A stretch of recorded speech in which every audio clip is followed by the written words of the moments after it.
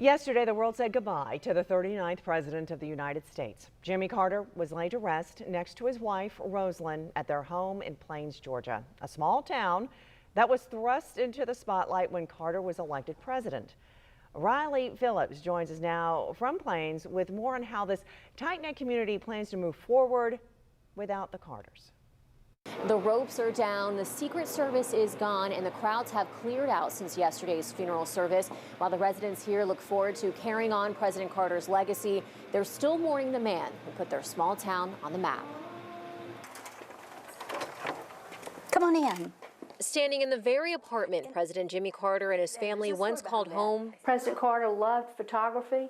Annette Wise, a close friend of the Carters and one of the people behind preserving this site, recalls working with former First Lady Rosalind Carter to get the rooms back to the 1950s. And we taped her remembering what she could about the furniture and the colors and that sort of thing. We knew that this was the green. It was painted back then. They had done paint analysis back in the 1980s. This apartment, just one of the many places that will remain etched in the fabric of Plains now that President Carter has been laid to rest, along with Main Street. This is a friendly place. We're friends, we're neighbors. Kelly Kite is a co-owner of Plains Sweet Stems on Main Street and had the honor of putting together some of the floral arrangements for President Carter's funeral. She says President Carter would often pop into the stores along Main Street before his health declined. And when he was here, he was out, he was mingling with the friends and neighbors, he was downtown in the businesses doing things. He was just another person.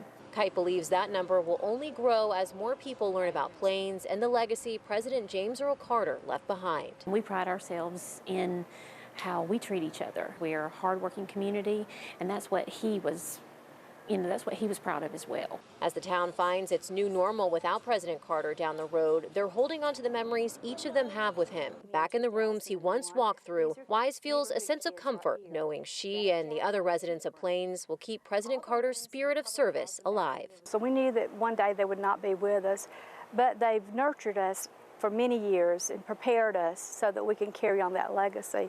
The National Park Service is looking into opening President Carter's personal home to the public as part of the historic tour here in Plains. The Carter's burial site on the property could be open as soon as this summer, but the actual home on the property will take some time to get ready for the public. In Plains, Riley Phillips, First Coast News, on your side.